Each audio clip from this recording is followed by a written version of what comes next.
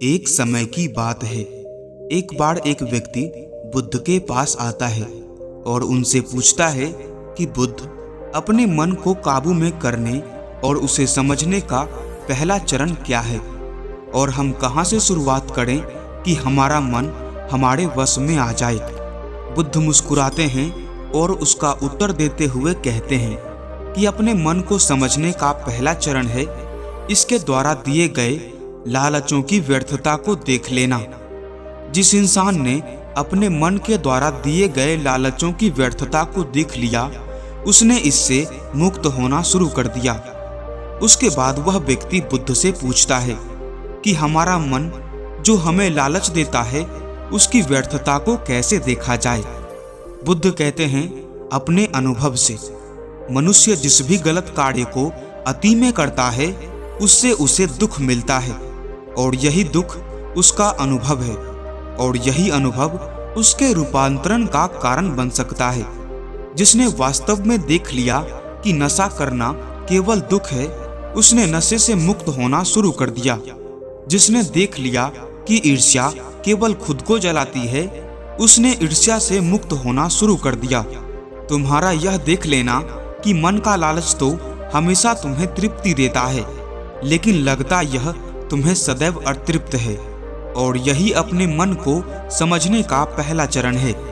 वह व्यक्ति बुद्ध से पूछता है कि यदि कोई व्यक्ति यह जानता है कि उसके मन के लालचों के कारण उसके जीवन में दुख है, तो क्या इसका अर्थ यह है कि वो व्यक्ति पहले चरण पर है? और यदि वह व्यक्ति पहले चरण पर है तो दूसरे चरण पर कैसे जाएगा? बुद्ध कहते हैं कि उस व्यक्ति को खोज पर निकलना होगा, किसी ऐसे व्यक्ति की खोज पर जो अपने मन से मुक्त हो चुका है और जिसने अपने मन को जान लिया है, क्योंकि तुम्हारा मार्गदर्शन वही कर सकता है जो उस जगह पर पहुंचा हुआ है जहां तुम जाना चाहते हो। वह व्यक्ति बुद्ध से पूछता है कि उस व्यक्ति की पहचान क्या है, जिसने अपने मन को समझ लिया है और जिसने खुद को जान लिया है, क्योंकि हर व्यक्ति यह दावा करता है कि वह ज्ञानी और बुद्धिमान है, लेकिन वास्तव में ज्ञानी कौन है यह कैसे पता लगेगा? बुद्ध कहते हैं कि यही तीसरा चरण है और वो चरण है सुनकर। जी हाँ, सुनना ही अपने मन को समझने का तीसरा चरण है। उसके बाद वह व्यक्ति बुद्ध से पूछता है कि क्या देखकर यह पता नहीं किया जा सकता? क्योंकि आपको देखकर ही पता लगता है कि आप एक महात्मा हैं। बुद्ध कहते हैं कि देखने में तो हर व्यक्ति बहुत शांत लग सकता है, लेकिन भीतर से वह क्या है यह उसके शब्द ही बता सकते हैं। लेकिन ध्यान रहे कि शब्दों पर भी विश्वास एकदम से नहीं कर लेना है। किसी भी बात पर विश्वास तुम्हें तब करना है जब वह तुम्हारा अनुभव बन जाए, और इसके लिए कर्म करना आवश्यक है, और कर्म ही अपने मन को समझने का चौथा चरण है। अगर आप धन कमाना चाहते हैं तो आपको सही दिशा में कर्म करना आवश्यक है। ठीक उसी प्रकार यदि आप खुद को जानना चाहते हैं तो आपको सही दिशा में कर्म करना आवश्यक है। वह व्यक्ति बुद्ध से पूछता है कि सही दिशा में कर्म करते वक्त आदमी क्या गलती कर सकता है? बुद्ध कहते हैं कि केवल दो गलतियां कर सकता है। पहली गलती है शुरुआत न करना, और दूसरी गलती है पूरा रास्ता तय ना करना। और इन दोनों गलतियों के पीछे हमारे मन की चाल होती है। कोई सोचता है मैं शुरुआत कल से करूंगा, और कोई सोचता है कि शायद मैं सफल ना हो पाऊं।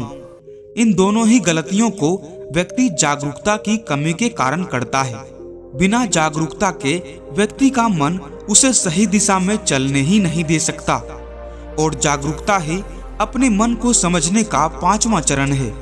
इसलिए दिन के हर एक क्षण को जागरूकता के साथ जियो। कोई भी कार्य करो तो उसे जागरूकता के साथ करो। अगर सांस भी लो तो उसे जागरूकता के साथ लो। बिना जागरूकता के साथ जिया गया एक भी क्षण मृत्यु के समान है। और ध्यान रहे कि जागरूकता बिना ध्यान के संभव नहीं है। वह व्यक्ति बुद्ध से पूछता है कि बुद्ध, अपने जागरूकता के स्तर को कैसे बढ़ाया जा सकता है? बुद्ध कहते हैं कि ध्यान के द्वारा, और ध्यान ही छठा चरण है। एक बार आप अपने मन को समझने के 6 चरणों को ध्यान से समझिए। पहला चरण है थोड़ी जागरूकता के साथ यह देख लेना कि यह मन ही दुख के बीज बोता है। दूसरा चरण है किसी ऐसे व्यक्ति को खोजना जो अपने मन से मुक्त हो चुका है। तीसरा चरण है सुनना। चौथा चरण है सुने हुए को कार्य में लाना।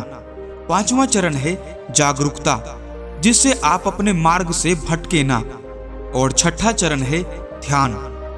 यदि सीधे शब्दों में कहा जाए तो ध्यान ही वह नाव है जिस पर बैठकर मन रूपी नदी को पार किया जा सकता है। लेकिन ध्यान तक पहुंचने के लिए शुरुआती के 5 चरण बहुत आवश्यक हैं, क्योंकि हर ज्ञानी इन 6 चरणों से गुजरता ही गुजरता है। दोस्तों, आज के लिए इस वीडियो में बस इतना ही। आपको ये कहानी कैसी लगी हमें कमेंट में जरूर बताएं। वीडियो अच्छी लगी हो तो लाइक और शेयर जरूर करें, और अगर आप इस चैनल पर नए हैं तो सब्सक्राइब भी जरूर कर लें। हम फिर मिलेंगे एक नए मोटिवेशनल स्टोरी के साथ। तब तक के लिए जय हिंद।